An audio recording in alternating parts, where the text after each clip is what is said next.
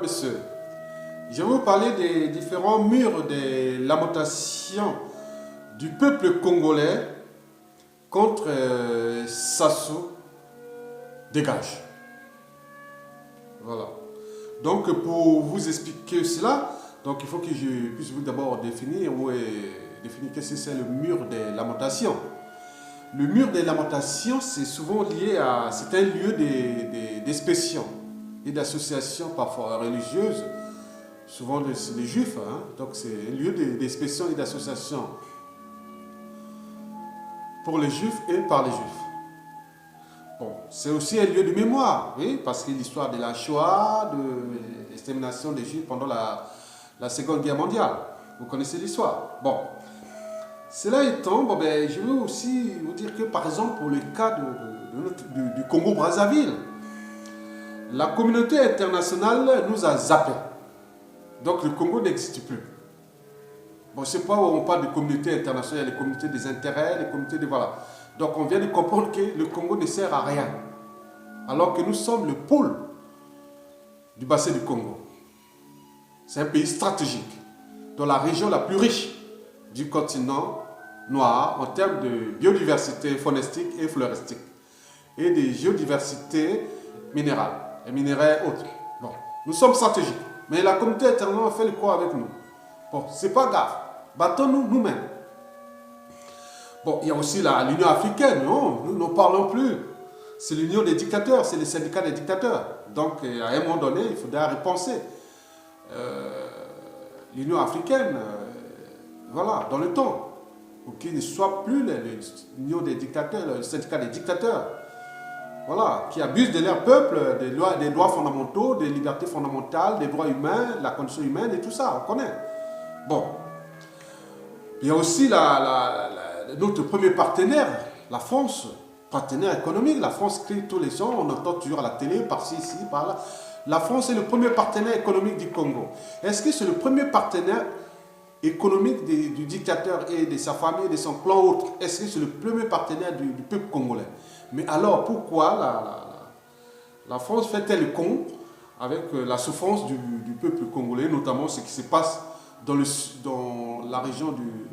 du pays, c'est-à-dire dans la région du Poul, la région du Brazzaville, la capitale, du Congo, la région la plus peuplée. Bien entendu, Sassou n'est pas arrivé au pouvoir par hasard. Il a été installé en 1979 par la droite française. Bon, Mitterrand a essayé un peu de l'éjecter avec la guerre froide. En 1989, a fait le mur de Berlin et après, bon, il est parti, une élection, un an, 2 ans après, il est parti et donc il s'est venu constituer des forces militaires ici. Bon, Chirac l'a aidé en complicité avec le pouvoir socialiste de l'époque, entre 1997 à 2002. Donc c'était la droite et la gauche qui étaient ensemble, les socialistes, parce que les gens oublient toujours que le problème du Congo, même si on sait que au Congo c'est toujours la droite, l'éducateur c'est la droite qui a toujours soutenu Sassou Nguesso. Mais Sassou Nguesso a fait le jeu entre la gauche et la droite. Donc on vient de prouver que en 1997, Sassou Nguesso est revenu au pouvoir par les armes avec plus de 30 000 morts. C'était en complicité entre la droite et la gauche française. Donc les RPS aujourd'hui. Bon. Après, il y a eu Sarkozy qui a reconduit en 2007 M. Sassou Nguesso. Aujourd'hui, Hollande fait pareil. Donc que ce soit gauche ou droite, ils sont pour que les intérêts de ces dictateurs-là. Ils ne sont pas pour l'intérêt du peuple, ni de la démocratie, ni des principaux valeurs qu'ils disent là. Le rêve, c'est eux. Ils ont le droit de rêver, d'être candidats eux. Mais moi, pourquoi pas? Moi, je ne participerai pas à une primaire au Congo. J'ai quand même l'intelligence aussi. Mais qui rêve et nous, on n'a pas le droit de rêver. Voilà. Bon. Donc, Jospin a fait pareil avec Donc, on dit que c'est le RPS qui sont en communion avec l'éducateur, qui continue de tuer là-bas. Parce que, bon, personne ne dira qu'ils n'étaient pas au courant. Bon. Lui-même, on ne sait jamais à autrui ce qu'on ne souhaite pas qu'on le fasse à vous-même. Donc, c'est des choses que les Congolais ont la mémoire, langue, ils seront gérés. La presse Sassou Nguesso. Mesdames, Messieurs. Donc, je veux parler des murs de lamentation. Donc, le premier mur de lamentation du Congolais contre Sassou Nguesso, c'est d'abord les médias, réseaux sociaux. Bien entendu. Voilà, donc les médias sociaux ont joué un rôle important. Ils ont alerté l'opinion internationale. Même si à l'échelle nationale, là-bas, l'Internet, les médias sociaux, c'est rien du tout. Parce que le pays, même pendant l'élection illégale anticipée présidentielle, il avait zappé, l'Internet et tout ça. Hein. C'était le pays, il n'y avait plus de communication. Donc l'Internet, tout ce qui est du numérique au Congo, c'est que dalle. Parce que de toute façon, ça n'arrange pas les dictateurs.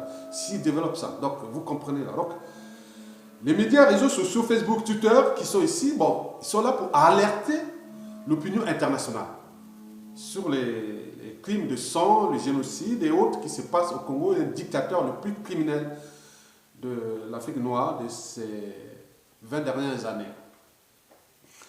Après, le deuxième mur, c'est le mur de lamentation, c'est le WhatsApp, voilà. Sassou Nguesso a échappé à la révolution Facebook, du printemps congolais Facebook, comme le printemps arabe. Mais cette fois-ci, est-ce qu'il va échapper à la révolution WhatsApp? Parce que ce réseau, c'est un réseau de téléphonie, alors que les images arrivent, il ne peut pas contrôler. C'est un système vraiment complexe, il ne peut pas contrôler. Donc les images arrivent, et les sons, les images, les photos, les vidéos, qui se parlent de génocide et toute la condition humaine, que le dictateur est en train de tuer arbitrairement le peuple congolais. Bon, avec la complicité, bien sûr, de ses alliés, qui sont d'ailleurs ici en France. Hein. Beaucoup sont en France ici. Bon. Donc, ça, c'est le deuxième mur de lamentation. Donc, le premier, c'est les médias, réseaux sociaux. Le deuxième, c'est le réseau WhatsApp. Et le troisième, c'est des murs de lamentation. C'est bien entendu le Front National. Il faut être conscient. Voilà. Bon, le RPS, c'est-à-dire la droite et la gauche et les socialistes sont allés au mangeoire des dictateurs. Ils ont des alliés, c'est leur pays, ils sont ensemble avec des copains. On organise des événements, on va chercher l'argent. Maintenant, quand le pays ils gèrent les arrières. Mais qui nous a soutenus? Bien sûr, le Front National. Vous avez par exemple voir Maître Gilbert Collard, qui est le député FN à l'Assemblée nationale française, organiser des tribunes à l'Assemblée nationale française.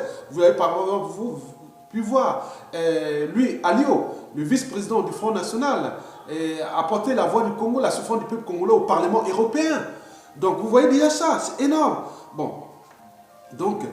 Mais bien sûr que, Étoile te dira, nous aujourd'hui, la stratégie d'abord pour le Front National, parce que plus il y a des dégâts là-bas, en dictateur là-bas, plus ça crée l'immigration. Donc il veut vraiment, s'il veut venir aux affaires, il faudra régler un jour ce problème d'immigration abusive, provoqué d'abord par ces dictateurs cruels d'Afrique. Bien sûr entendu, Étoile te dira, la plupart des Congolais aujourd'hui, à l'heure actuelle, vont voter Front National pour la première fois. Beaucoup. Il y a des messages qui circulent dans les réseaux, votez là, pour mettre au moins, voilà. Comme l'a dit Albert Einstein, la vie c'est comme la bicyclette. Pour garder l'équilibre, il faut avancer. Il faut avancer. Nous on a toujours à la gauche, le Front National, les fachos. Les gens qui sont en train de soutenir le peuple congolais aujourd'hui, c'est les gens du Front National.